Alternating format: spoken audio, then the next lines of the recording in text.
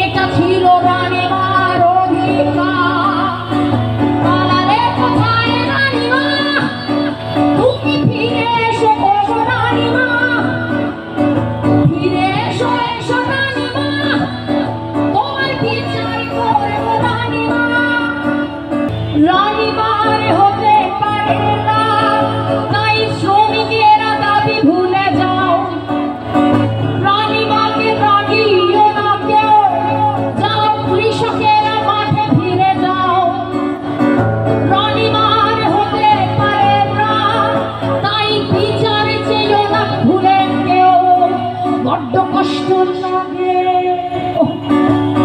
বড্ড কষ্ট লাগে তাতে রানীমা, বড্ড কষ্ট লাগে তাতে রানীমা। চোখে বেদনা অভিমানী ঢে, পালাবে না বলেছিলে তো, তুমি কোথায় পালালে রানীমা, ফিরে এসো দুষ্টু রানীমা, তোমার বিচার করব রানীমা। ছিল এক দুষ্টু রানীমা, তার হবে না কোথাও তুলনা। ছিল এক দুষ্টু রানীমা, তার মতো যেন কেউ হয় না।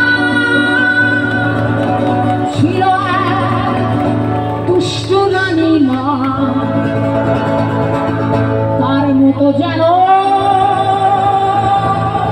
কেউ হয় না।